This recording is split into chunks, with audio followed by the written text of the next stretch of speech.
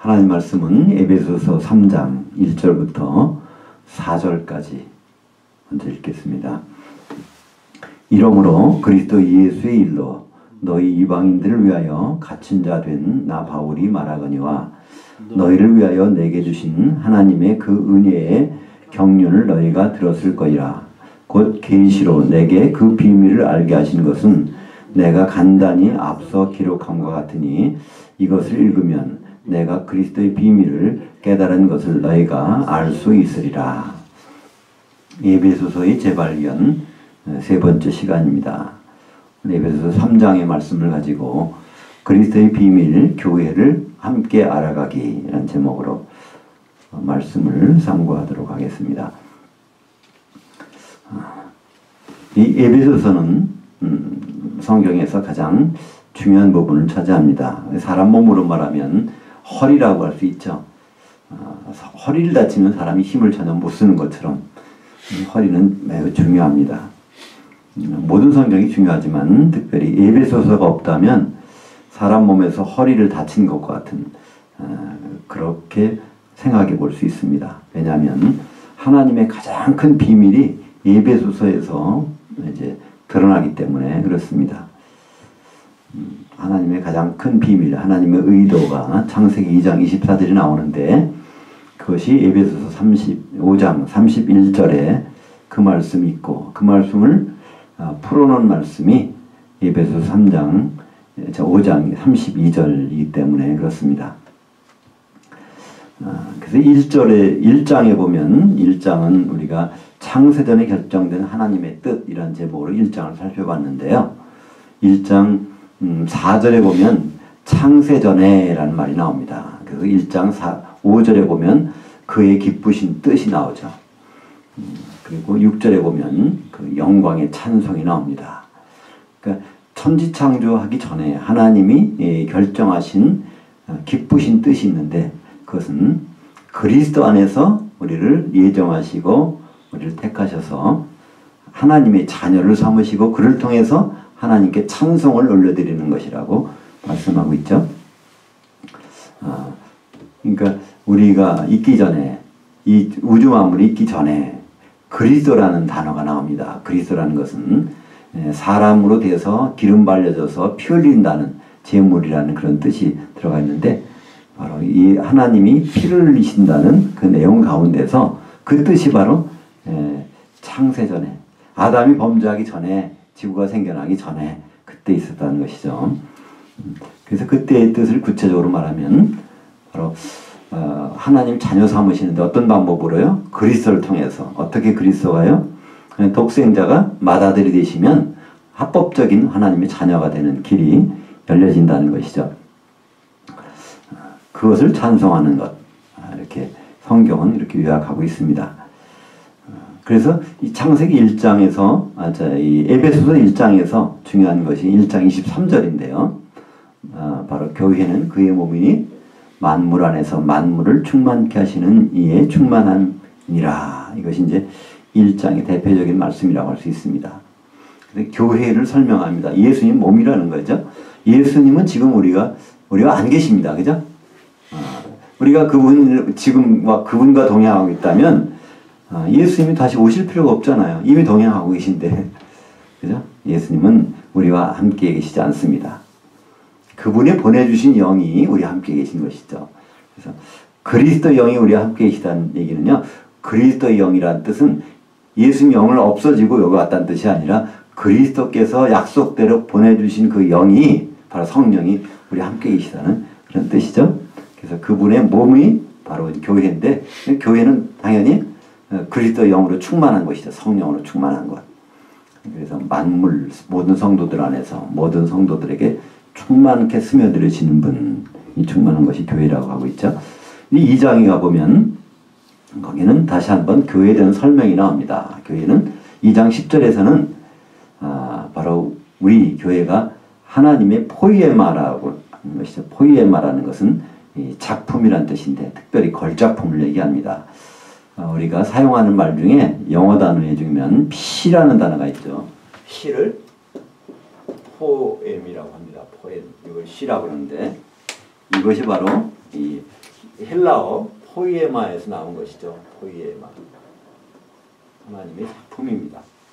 우리가 시를 생각해도 시는 단어를 뽑아서 그걸 배열할 때 거기서 그 생각이 나오는 거죠. 그러니까 우리가 한 사람 한 사람들이 뽑힌 단어들이란 말이에요. 그죠? 근데 단어가 따로따로 떨어져 있으면요, 그 시인의 어떤 그 생각을 나타낼 수가 없단 말이에요.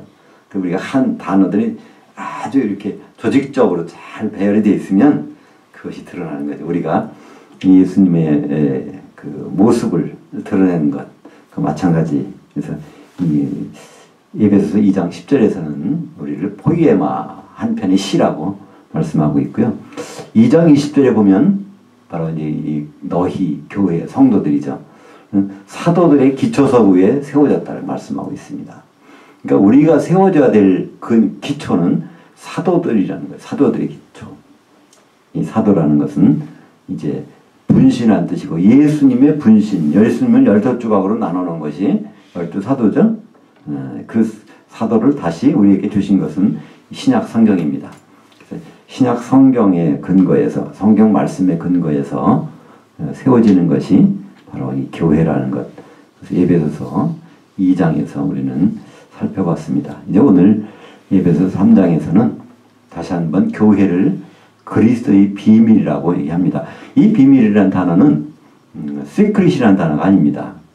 여기서는 미스테리, 영어로 하면 이제 원어로서는 미스테리온이라고 그러는데 그 영어식은 바로 미스테리라는 것이죠. 그러니까 신비하다는 것입니다.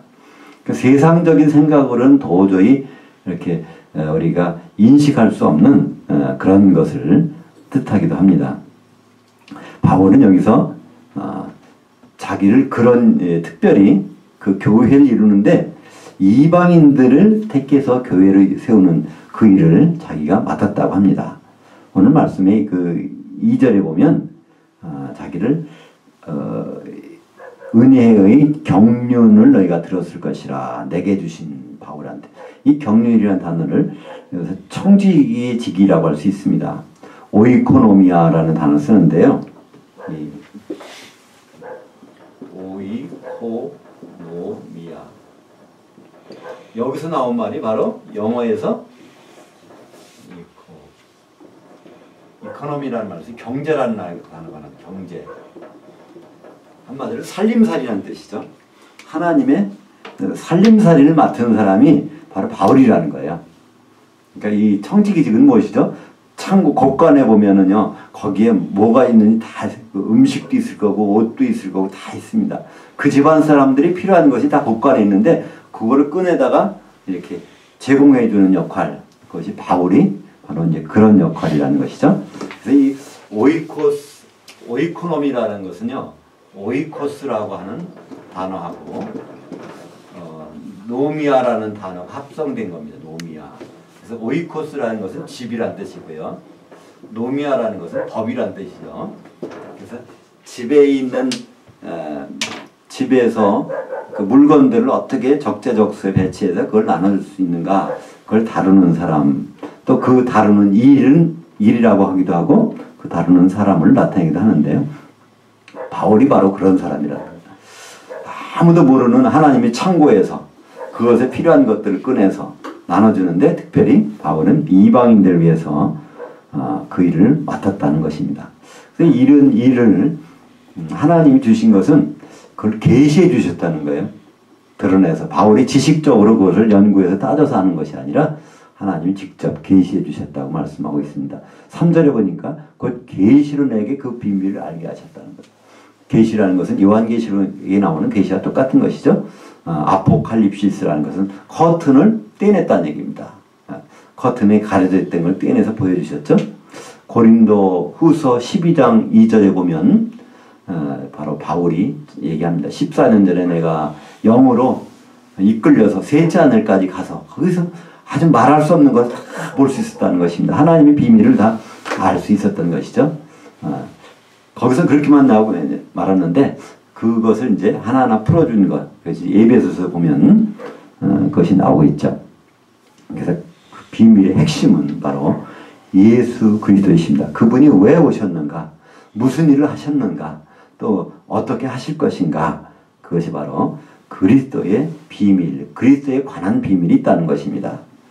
그것을 이제 지금 에베소서 3장인데요. 5장에 가보면 이게 완전히 드러나 있습니다.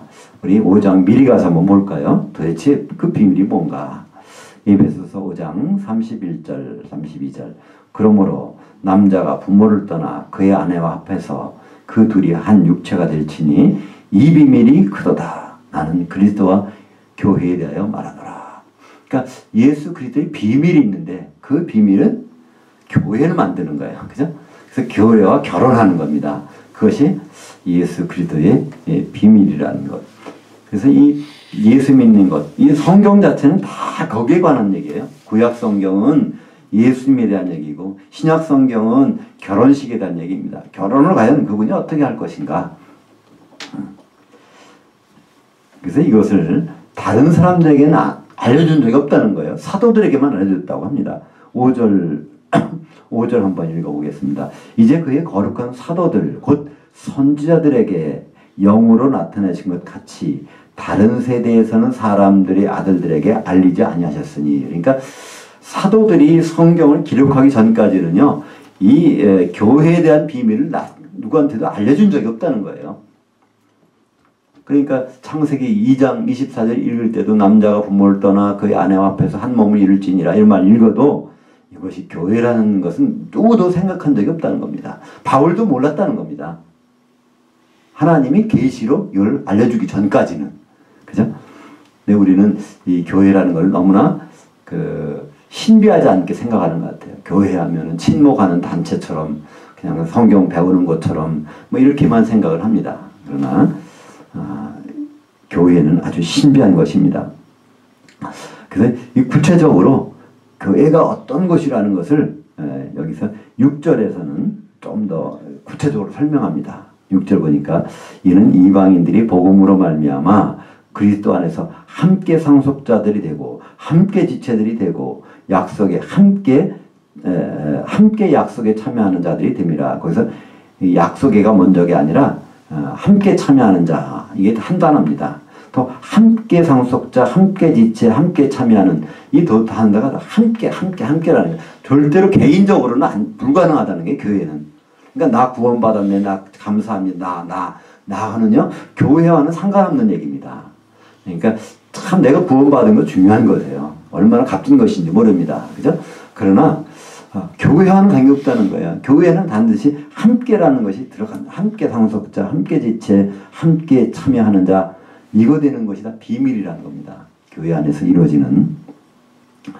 그래서 이것이 복음인데, 이것은 아무도 알지 못했던 것인데, 이 복음을 위해서 바울은 자기를 소개합니다. 나를 하나님이 집사로 세우셨다는 거예요. 여기서는 일꾼이라는 단어인데, 일꾼이라는 단어는 원래 디아코노스입니다.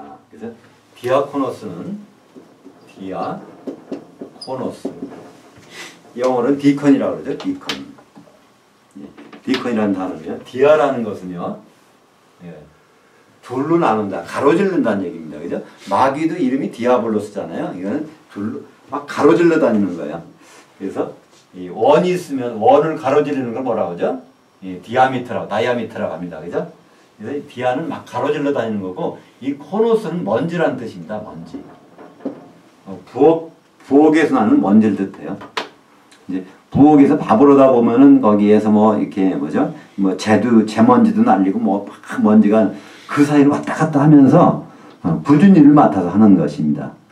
이 디아코노스가 우리말 번역에서 집사라고도 번역했는데, 여기서는 바울에 대한 얘기를 일꾼이라고, 우리는 사도 바울 이렇게 하지만 바울 자신은 나 지금 일꾼이에요, 집사예요, 이렇게 얘기하는 거예요. 우리는 예를 들어서 장로님으로 이제 장로 임직을 받으셨는데, 혹시 모르고 집사님 오면 그분이 얼마나 서운하겠어요, 그죠? 내 장로인데 난 집사라고 불러, 그죠? 근데 바울은 사도인데 나 집사라는 거예요, 그죠? 여기 바울, 내가 집사가 되었노라 이렇게 합니다. 그러면서 또 8절에 보면요, 모든 성도들 중에 지극히 작은 자보다 더 작은 자 나에게, 나 집사인데 성도들보다도 더 낫다는 거예요. 모든 성도보다, 모든 성도 중에서 제일 작은 자보다 낫다는 거예요. 그러니까 지금 뭐를 말하려고 그렇게 할까요? 자기가 뛰어나서 하나님 맡기신 것이 아니라 하나님이 결정하신 일에 자기가 사용되고 있다는 것을 지금 말하고 있는 것이죠. 그래서 구절을 보면 영원부터 만물을 창조하신 하나님 속에 감추어졌던 그 비밀이 경륜이 어떠한 것을 나타내려 하심이라.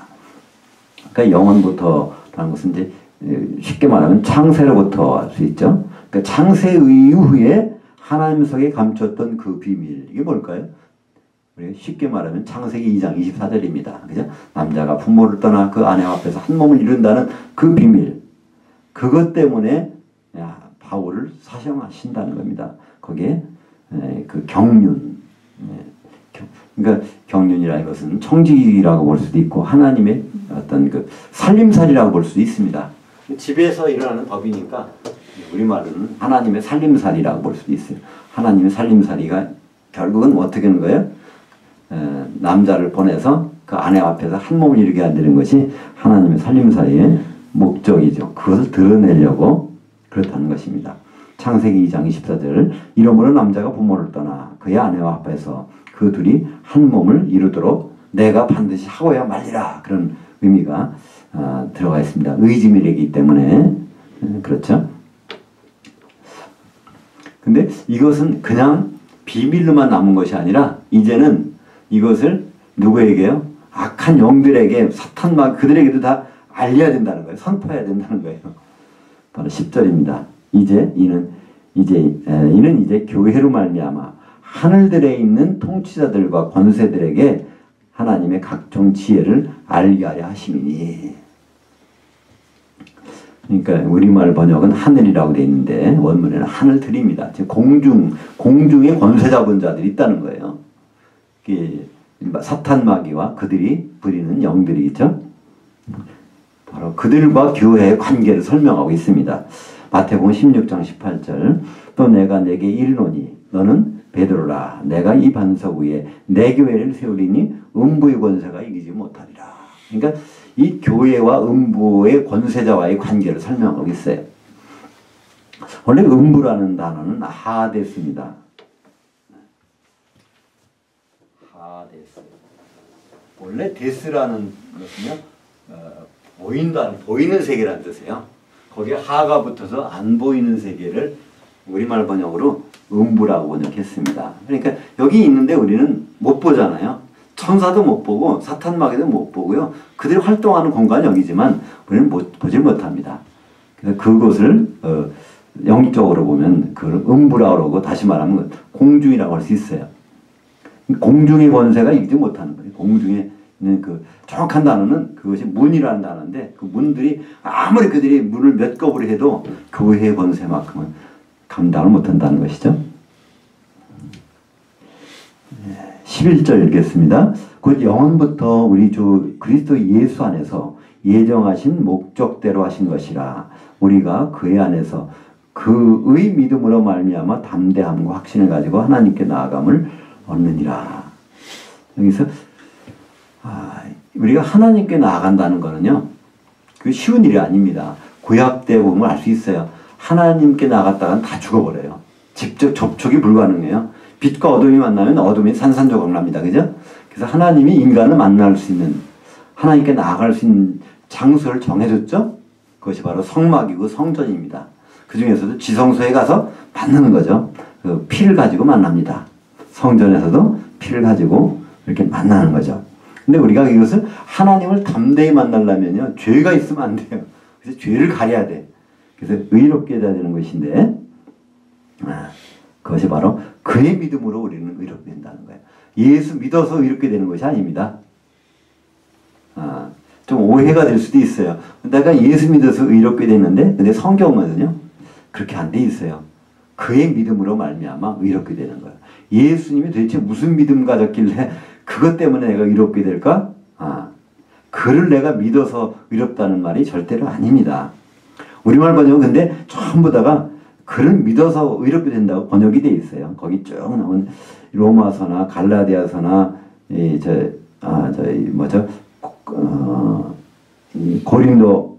고린도 후서나 뒤에 보면 고린도 후서가 이제 갈라디아서로 됐네. 예. 먼저가 참니까 고린도 후서입니다. 고린도 후서 그 다음에 갈라디아서인데 고린도 후서 2장 16절과 2장 16절에 있는 말씀, 그리고 갈라디아서 3장 22절, 또 빌립보서, 야고보서도 마찬가지예요. 전부 다 예수 그리스도를 믿음으로 우리가 의롭게 된다 이렇게 번역되어 있는데요. 원문에 보면요, 예수 그리스도의 믿음으로, 킹제임스만큼은 그거를 한글 킹제임스는 이렇게 번역했더라고요. 예수 그리스도의 믿음으로. 근데 다른 성경본을 우리말로 된 다른 성경은 전부 다 그리스도를 믿음으로 의롭게 된다. 그러니까 내 노력이 굉장히 필요한 거예요. 나 또 믿고 그래야 내가 의롭게 되지? 이건 많이 차이가 있습니다. 그의 믿음 때문에 우리는 의롭게 됩니다. 도대체 그러면 예수님의 믿음이 뭘까요? 믿음이라는 건 설득당한다는 뜻이라고 그랬죠? 믿음은 피스티스라고 해서 설득 당한다는 뜻입니다.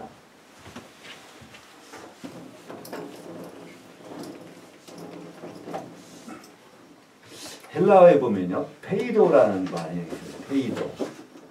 설득하다. 단어예요. 영어로 하면 persuade죠. persuade. 여기 이거에 대한 그 과거분사라고 할까요? 수동형이라고 할까? 그런 형식이 바로 이걸 보면 피스티스가 됩니다. 피스. 바로 이것이 바로 이거를 믿음이라고 해요. 믿음이라는 것은 설득당하는 겁니다. 도대체 하나님이 어떤 생각이 있었는데 거기 설득당했는가? 하나님의 생각을 볼까요? 창세기 3장 22절. 여호와 하나님이 이르시되 보라, 이 사람이 선악을 아는 일에 우리 중 하나와 같이 되었으니, 그 성부, 성자, 성령 중에는 선악을 아는 분이 계셔야 된다는 거예요. 이때 선악은 어떤 도덕적인 선악이 아닙니다. 도덕적인 선악을 안다 그러면 이게 문제가 생겨요. 성부, 성자, 성령 중에서 도덕적인 선악을 모르는 분도 있고 아는 분이 있습니까? 여기서 선악이라는 것은 바로 죽고 사는 일, 안다는 것은 몸으로 경험하는 일입니다. 그래서 빌립보서 2장 6절에 보면 누가 그랬는지를 우리에게 말씀해 주고 있죠.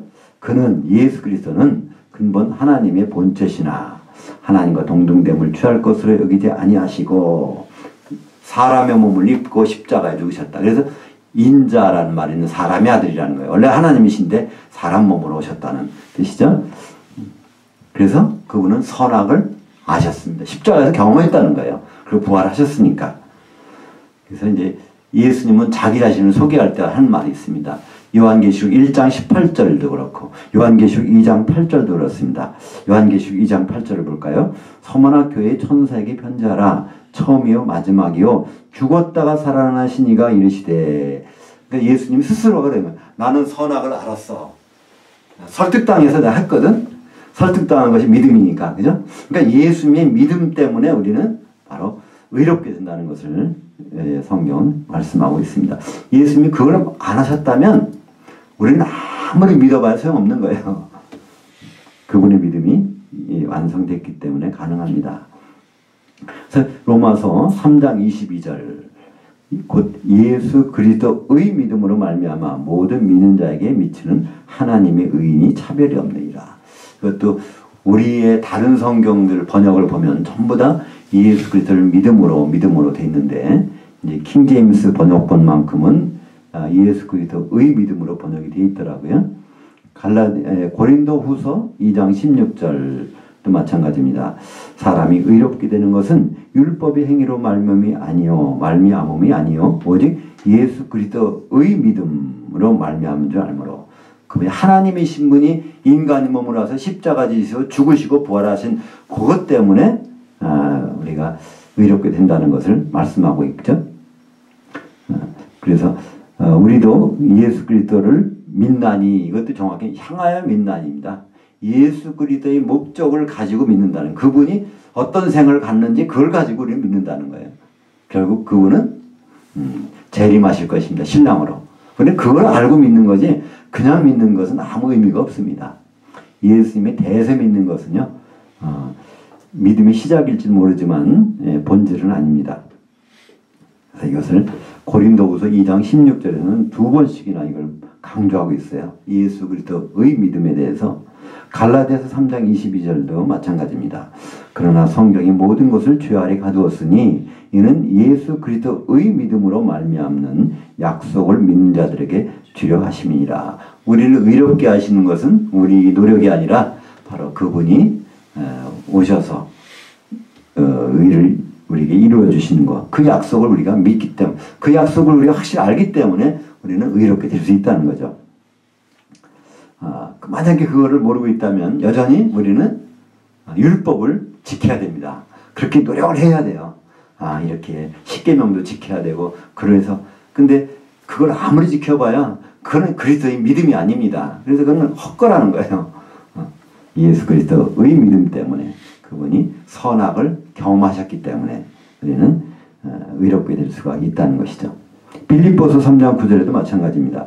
그 안에서 발견되려 함이 내가 가진 의는 율법에서 난 것이 아니요 오직 그리스도의 믿음으로 말미암은 것이니 곧 그 믿음으로 하나님께부터 난 의라.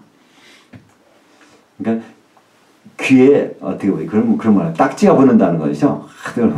그 정도로 그냥 성경에서는 그리스도의 믿음, 그리스도의 믿음이라고 계속 강조하고 있는데 우리는 계속해서 그리스도를 믿음으로 이렇게 열심히 믿어야 된다, 간절히 믿어야 된다, 뭐 그분을 믿는 것으로.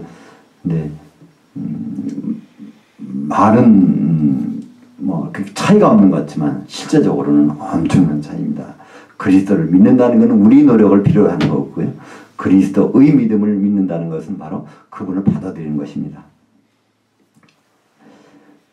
13장, 에베소 3장 13절 같이 보겠습니다. 그러므로 너희에게 구하노니 너희를 위한 나의 여러 환난들에 대하여 낙심하지 말라. 이는 너희의 영광이니라. 이러므로 내가 하늘들과 땅에 있는 각 족속에게 이름을 주신 아버지께 비노니 이렇게 나옵니다. 그러니까 사람들은 바울이 저렇게 사도로서 훌륭한 일을 하시다가 감옥에 갇혔으니까 어떻게 할까 낙심하고 있었던 것 같아요. 근데 낙심할 필요가 없다는 겁니다. 오히려 지금 무슨 일이 벌어지고 있는지를 알라는 거죠. 바울은 기도합니다. 누구에게? 하늘들에 있는 자들과 땅에 있는 자들에게 기도한다는 거예요. 이것도 하늘들이죠. 우리말 성경 하늘. 그러니까 우리말로 그냥 성경 읽다 보면요, 이게 이해가 잘 안 될 거예요. 하늘에 있는 족속에게 그 비로, 땅에 있는 족속들에게 이름을 주신 분에게 비로, 그게 무슨 얘기인지 모르는 것이죠. 하늘들에 속한 자들은 바로 이방인으로서 예수 믿는 성도가 된 사람들입니다. 땅에 속한 자는 바로 유대인으로서 예수 믿는 성도가 된 사람들을 가리키고 있죠. 예수님도 그걸 그렇게 말씀하셨어요. 마태복음 16장 19절에 내가 천국 열쇠들을 내게 주리니 내가 땅에서 무엇인지 매면 하늘들에서도 매일 것이요 내가 땅에서 무엇인지 풀면 하늘들에서도 풀리리라. 이때 메고 푼다는 건 짐승을 메고 푼다는 얘기입니다. 짐승을 끌고 풀 있는 곳으로 냈다가 풀었다가 또 다시 다른 장소로 가서 이 메고 푸는 일을 바울에게 너는 땅에서 그런 일을 하라는 거예요. 땅에 속한 자들에게. 그러면 이 하늘들에 속한 자들에게 대해서 내가 누구 할 사람이 있다는 거예요. 여기 밝히진 않았지만 사도 바울을 분명히 예수님은 생각하셨겠죠. 바울은 그것을 얘기하고 있는 것입니다. 이제 이 고백에 대해서 갈라디아서 2장 8절은 바울이 베드로한테 말씀하고 있어요. 예루살렘 교회 가서 베드로와 야고보가 있는 데서 하는 말이 이겁니다. 갈라디아서 2장 8절 베드로에게 역사하사 그를 할례자들의 사도로 삼으시니가 또한 내게 역사하사 나를 이방인들의 사도로 삼으셨느니라. 베드로는 땅에 있는 자들을 위해서, 나는 바울이 말하기를 이방인들을 위해서 사도로 삼으셨다 말씀이죠. 그래서 결국 이건 둘 다 따로 있는 것이 아니라 에베소서 1장 10절에서 있는 것처럼 하늘들에 있는 사람들이나 땅에 있는 사람들이나 다 그리스도 안에서 통일, 한 몸이 되게 하려 하심이니라 말씀합니다. 15절부터 17절까지 읽겠습니다. 이름을 주신 아버지 앞에 무릎을 꿇고 비노니 그의 영광의 풍성함을 따라 그의 영으로 말미암아 너희 그 속사람을 능력으로 강건하게 하시오며 그 믿음으로 말미암아 그리스도께서 그의 영으로 너희 마음에 계시게 하시옵고 너희가 사랑 가운데서 뿌리가 박히고 토가 굳어져서 이것도 이제 17절에 그 믿음이 나옵니다. 그 믿음은 우리의 믿음이 아닙니다. 예수 그리스도의 믿음으로 말미암아 바로 그 예수 그리스도의 믿음으로 말미암아 결국 그분은 성령을 보내셔서 우리에게 계시게 해주신다는 것이죠. 뿌리와 터가 나옵니다. 우리 그분에게 뿌리가 박히고 터가 굳어진다는 건 뭘까요? 뿌리라는 것은요, 우리가 땅에 박고 있다는 거예요. 우리 땅에 박고 그러니까 예수 그리스도가 그분이 땅이라는 뜻이죠. 그죠? 또 예수 그리스도가 보내주신 사도들이 땅이라는 얘기입니다. 그게 터가 된다는 건 무엇일까요? 이 터라는 건 기초석이죠. 건물이 세워지려면 기초석 위에 세워지는데 바로 이 사도들을 우리의 기초석으로 세워서 우리를 거기다가 세워놓으신다는 것이죠. 로마서 8장 9절 우리는 이제 그리스도의 영 하면요, 그리스도의 영을 우리에게 주셨다. 그러면 그리스도의 영을 우리에게 주셨으면 그분은 영이 없는 분을 하늘에 가셨나? 생각할 수 있잖아요. 그죠? 그게 생각이 안 됩니까? 저는 그 전에 이렇게 생각해 봤는데 성령을 그리스도 영이라고 하기도 하고 하나님의 영이라고 그러는데 하나님의 영을 빼놓고 갔으면 하나님의 영이 없는 분인가? 하나님 아버지? 그런 생각을 해보지 않습니까? 예. 근데 그래서 이 의미를 보면요. 하나님의 영이라고 하는 것은 하나님이 보내주신 또 그리스도 영이라는 것은 그리스도께서 내가 가면 그를 보내리니 그 영을 약속하신 영을 말씀하신다는 것이죠. 그러니까 하나님의 영이나 그리스도 영이나 똑같이 성령을 우리에게 말씀하십니다. 로마서 8장 9절에 보니까 만일 너희 속에 하나님의 영이 거하시면 너희가 육신에 있지 아니하고 영에 있나니 누구든지 그리스도의 영이 없으면 그리스도의 사람이 아니라. 그래서 우리는 그리스도는 우리와 함께 계시지 않지만 그리스도께서 보내주신 영은 우리와 함께 하십니다. 18절 보면 그러면 그분의 사랑을 어떻게 알까? 예수님은 우리가 어떻게 알을 수 있을까? 혼자는 불가능하다는 얘기예요. 한번 볼까요? 능히 모든 성도들과 함께, 여기도 함께가 나옵니다. 지식이 넘치는 그리스도의 사랑을 알고 그 너비와 길이와 높이와 길이가 어떠함을 함께 깨달아 하나님의 모든 충만하신 것으로 너에게 충만하게 하시기를 구하노라. 그러니까 예수님의 사랑, 하나님의 비밀, 이거는요 혼자는 모른다는 거예요. 여기 보면 너비가 있어요. 이게 폭이죠. 폭도 있고 길이도 있고 그리고 높이도 있고 깊이도 있고. 그러니까 영어로 하면 width, 또 length, height, depth. 이 모든 것은요 혼자는 안 된다는 거예요. 같이. 그러니까 코끼리 뭐 만지듯이 한다 그러죠. 이 코끼리라는 것을 워낙 덩치가 크기 때문에 한 군데 만져서 우리가 볼 수가 없잖아요. 그럼 여러 군데서 그걸 만져본 사람들이 서로 종합하면 이건 코끼리는 이런 모습이구나 우리가 마찬가지로 아는 것처럼 예수 그리스도 이 비밀 교회를 우리가 알려면요 우리는 서로가 필요하다는 얘기입니다. 우리는 교회를 서로 알아갈 필요가 있다는 거예요. 같이. 근데 혼자는 절대로 안 된다는 것입니다. 함께 깨닫는다는 것이죠. 20절 마지막 절입니다.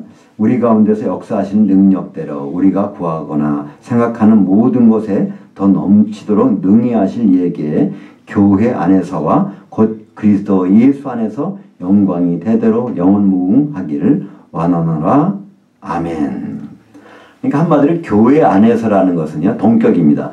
그리스도 예수 안에서. 그러니까 그리스도 예수의 몸이 뭐예요? 교회라는 거예요. 우리는 예수님을 알 수가 없어요. 그리스도를 우리가 알 수가 없습니다. 만날 수가 없으니까. 그분이 오실 때까지는. 그러나 우리는 교회 안에서는 알 수 있다는 거예요. 그래서 영광이 무궁하기를 영원히. 영광이라는 것은 드러나는 표현되는 것입니다. 우리는 영광이라는 단어가 참 막연해요. 그죠? 영광이란 영광, 하나님 영광이 나타난다. 우리는 하나님의 영광을 위해서 일한다. 하나님 영광을 찬송한다 그러죠. 근데 막상 그럼 영광이 뭡니까? 그런 질문을 받게 되면요. 뭐라고 대답하시겠어요? 영광. 아, 그 글로리, 글로리아, 영광. 근데 영광이라는 단어는요.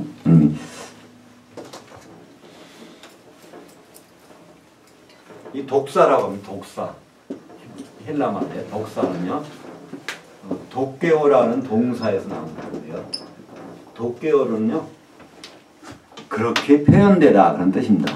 그렇게 나타내지다. 그러니까 그의 명사이니까 영광이라는 것은 하나님이 하나님다우신 것이 드러나는 것이 영광입니다. 그러니까 이 자리에서 만약에 하나님만이 하실 수 있는 일이 드러난다 그러면 영광이에요. 그러면 이 교회가 정말로 예수 그리스도의 몸으로 드러난다면 그건 영광입니다. 그죠? 하나님만이 하실 수 있는 일. 남자가 부모를 떠나 그의 아내와 합해서 한 몸을 이룰지니라. 근데 그게 정말 이루어진단 말이에요. 그게 영광이란 말이에요. 그죠? 그래서 그 영광은 어떻게 할 수 있는 개인들은 못해요. 우리가 함께 그분의 몸으로 세워질 때 교회 안에서와 예수 그리스도 안에서 바로 이 영광이 대대로 영원 무궁하기를 원하노라. 그러니까 영원 무궁토록 바로 이 교회 안에서 그리스도 안에서 바로 우리가 하나님만이 하실 수 있는 일, 바로 우리를 하나님 뭐라고 그랬어요? 포이에마 한편이 시라고 그랬는데 이것이 그냥 드러나서 시를 읽어보니까 그냥 그 감흥이 그냥 쫙 느껴진단 말이에요. 근데 그러니까 교회를 보면 세상 사람들이 야 저기 뭔가 있나 봐. 예수 그리스도 신부라고 그러는데 뭔가 보이나 봐. 그런 걸 감흥을 준다면요. 이게 영광입니다. 근데 교회를 볼 때 저건 도대체 뭐야? 저런 집단은 맨 싸움질이나 하고 뭐 하고 있어? 그러면 그건 영광을 가리는 것이죠. 거기서 무슨 하나님의 능력이나 하나님이 나타나면 볼 수 있겠어요. 그죠? 근데 하나님은 바로 이 교회를 통해서 교회 안에서와 그리스도 예수 안에서 영광이 드러나기를 원하십니다. 그래서 우리는 함께 그 넓이와 길이와 높이와 깊이를 우리는 함께 알아가는 거예요. 교회가 도대체 뭔가. 저를 통해서 나타나는 교회의 부분의 일부가 있을 수 있습니다. 또 집사님을 통해서 또 다른 분을 통해서 우리 그걸 다 맞춰보면요. 우리는 그분을 입체적으로 이렇게 알 수 있다는 얘기죠. 바로 이 교회는 그리스도의 비밀이기 때문에 그리스도의 신비이기 때문에 다른 방법으로는 알 수가 없다는 거예요. 바로 교회를 이루어가면서 정말 예수님이 이런 분이고 우리가 어떤 존재인가를 우리는 함께 상속자들이 되고 함께 지체들이 되고 함께 참여하는 자들, 함께 파트너가 된다는 겁니다. 그때 바로 우리는 예수님의 사랑을 같이 공유할 수 있을 것입니다.